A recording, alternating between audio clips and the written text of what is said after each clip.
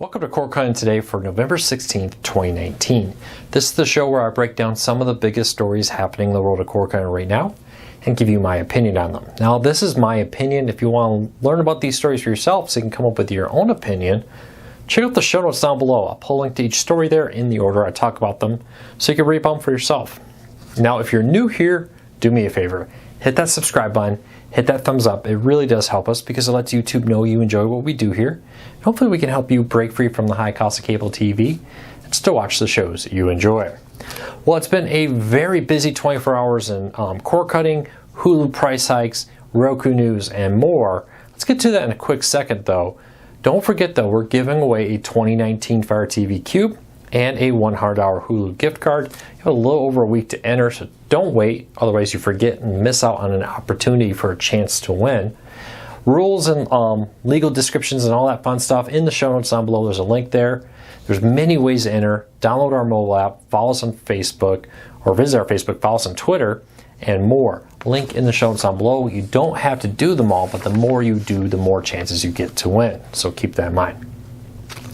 All right, let's get into the news of the day, starting off with some bad news, unfortunately. Disney now owns Hulu, and it seems that they're raising the price of Hulu with live TV. They are going up in price on December 18th to $54.99, a $10 price hike. I know this is not what many people wanted to hear. Unfortunately, it is what it is. Hulu says, in short, that this is to try to, let me read this. Hulu said that this is to better reflect the substantial value of Hulu plus live TV and allows us to continue to offer all of the popular live sports, news, and entertainment programming included in the plan. So it'll be very interesting to see if this means that there'll be anything new coming. Hulu and more here has been slowly raising the price, and it's to kind of be expected. We have a story over at Cord Cutters News today I posted this morning where multiple executives at PlayStation Vue told us one of the reasons they thought that PlayStation Vue failed was the fact that, hey, we started off too cheap. We created an unreasonable expectation for this content, and as we added more content, we had to raise the price, and people weren't happy with that. So, be interesting to see here. Will Hulu give us something for this price change? Now, Hulu says the price hike will happen December 18th. On that date, new subscribers will see the price go up. Current subscribers will see their price go up on their next bill on or after December 18th. So, for example, if your bill is on December 20th, you won't see the price hike until the 20th. If your bill is December 17th, you won the lottery because you won't have to pay again until the higher price until January sometime. So keep that in mind. And not everybody's going to have the same price hike on the same day. So just remember that. But the good news here is there are options. I already heard from many people that are switching because there's many cheaper options now. And there's newer ones like VidGo launching that are cheaper. So let me know, what do you think of the VidGo or if the Hulu price hike? Do you plan to switch to another service? VidGo, Sling TV, PlayStation Vue isn't an option anymore. YouTube TV. So it'll take a while to get used to PlayStation Vue not being an option anymore. That's kind of weird. They were one of the first. But let me know what you think. Do you plan to change? Do you plan to stay with them? You know, it's one of those things. I hear a lot of people, oh, cable must be cheaper. A lot of people are forgetting Spectrum raised their price just last month. That's the third price hike Spectrum has done in 12 months.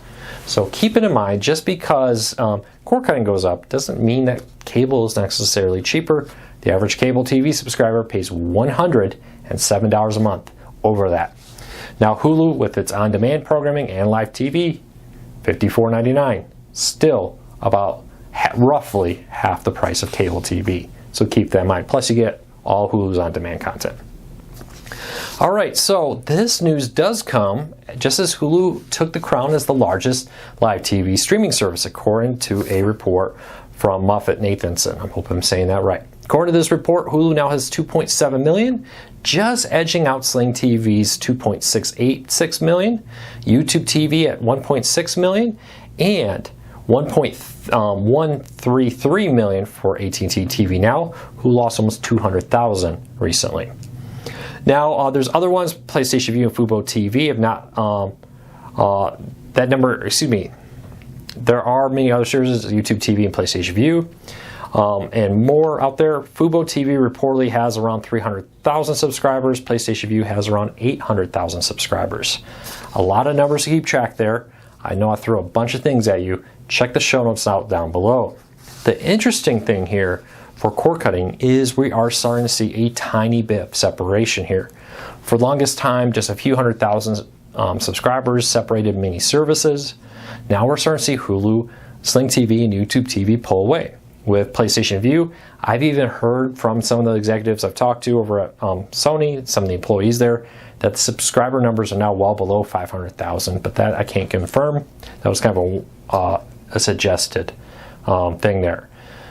We're starting to see that, there are services pulling away from the pack. Now, with PlayStation Vue shutting down, it'll be interesting to see where everybody goes. Will that affect the future here?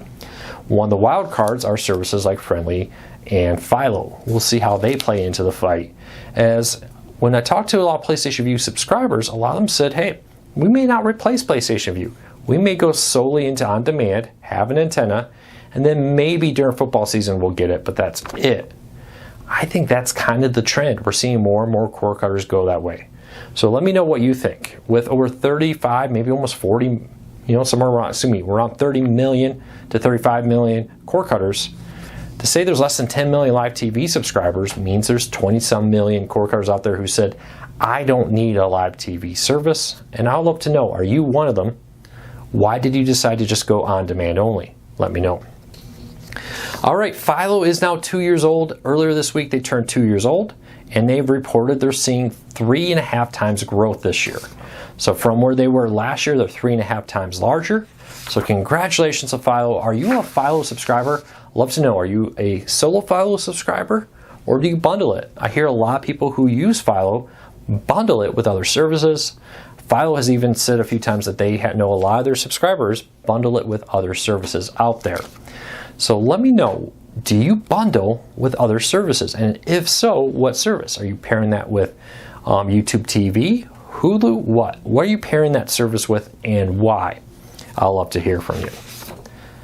All right, if you are a Roku owner or you have the Roku channel on one of your devices, the Roku channel just launched several holiday-themed sections for Thanksgiving and Christmas season with free movies and television shows focused on those holidays. They call them the Roku channel Holiday Zones, where you can watch a ton of holiday-themed content for free. Great option, like I talked about earlier. A lot of people are picking to go away from live TV to on-demand only. And streaming services are becoming more and more common in that when they're ad-supported, like the Roku channel, Hulu TV, Xumo TV, and more. So let me know what you think of these sections. Are you a Roku channel user? What do you think of it? And have you tested out their new holiday theme sections? Let me know what you think of them. All right, cord cutters use an average of 520 gigabytes of data. Now, I got a lot of questions about this one. A lot of people are like, well, I use more, and a lot of people said I use less. As always, this is just an average of everybody out there. So just because you may use a terabyte or you may use 300 gigabytes isn't something to worry about. Now, the really cool thing about this is a lot of people have been worried about going over their data cap. If I cancel cable TV and I go to cord cutting, will I go over my data cap?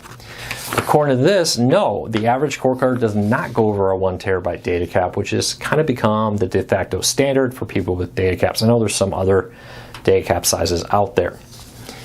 Now, I do wonder how many of these people who are going over a terabyte have a data cap. Because I find a lot of people who have data caps use less data because they're mindful of it. They're thinking, hey, I can't just turn off the TV and leave the stream going. I have to make sure I shut down the stream and more. So I wonder how much of this is people maybe making an honest effort to not use data versus people who don't have a data cap, like I'm lucky not to have one, and I just stream whatever I want. I don't care. I don't care if I fall asleep and it burns 10 gigabytes of data as I sleep. But if you have a data cap, you're probably a lot more careful to remember to set the sleep timer, find ways to stop the stream, make sure you're not just turning off the TV and leaving the stream go. So keep that in mind. And let me know, are you somebody without a data cap? What's your data? I'll be very interested. I wish somebody would do a study that said, hey, subscribers with data cap use on average this much, and subscribers without data caps on average use this. that's something I would be fascinated to learn about. And hey, leave me a comment, let me know if you can give us some information on that. And lastly, a ton of Black Friday deals have come out, and I've got a lot of questions about the Roku one, because Roku is selling a Roku SE, which is a new player in their lineup, for $18. Well, it's technically a new player, and it will look a little different on the outside. The Roku SE is actually just a Roku Express 2019 with a white shell on it. Now, Roku's been doing this for a few years ago. They started off with the Roku One, or was it the Roku LT? One or the others. They took it, I believe it was the Roku One. They changed the color of it and sold it. I actually have one of those somewhere here as a Roku SE for special edition. This is just a way that they can justify selling it for $18 without people expecting that the Roku Express will always be $18. Now, this is only being sold at Walmart this year. In the past, they've sold them at other stores, but for the last few years, they've sold them exclusively at Walmart. And if last year is any example of what this year will be, supplies will be very limited of these Roku SEs. There will be a very select few of them out there, and in stores you may only find a handful. When I say handful, I mean more than 2, but less than 100, to give you an idea. So if you do want the Roku SE, don't wait. I know last year a few stores still had it. My local Walmart still listed it the next day. I went there to try to buy it, and they were like, hey, we're sorry, we can't find it. It's not listed. They were like, we don't know if somebody shoplifted it or if our system had an incorrect number, but we don't have 2. So keep that in mind. Don't wait, because I find typically by noon or definitely the next day, all of these deals are gone. And they are very clear. When they're gone, they're gone. So keep that in mind. But Roku will also have a $50 Roku Ultra. Really great deal, the 2019 model. Highly, highly, highly recommend that if you have the money. That is a really good streaming player for $50. Or if you want something a little bit cheaper, Roku will have this Roku Streaming Stick Plus for $29.99. Really great 4K HDR streaming player. I use one of those to travel with. I recommend you try them out, check them out too. So if you have any questions about that, leave me a comment, let me know. I'll love to hear from you. If you find any good cord-cutting Black Friday deals, go to Cord Cutters News and click on the Contact Us tab. If you have a tip, people like you sending us news and tips are how we find out about a lot of news. So we're really appreciative of your support. Even if you're not sure if we post about it, feel free to let us know. We really appreciate all those tips. Don't be shy. We love it. So thank you so much for everybody's support. Unbelievable growth. I cannot express so much gratitude to you, to everybody who is a dedicated fan, who sends us tips, who sends us information. I really appreciate it. So I hope you all have a fantastic Saturday. I hope you're staying warm wherever you are. Enjoy some football. It's hard to believe we're not too far away from the end of the regular college football season. Seems like it's come way too soon.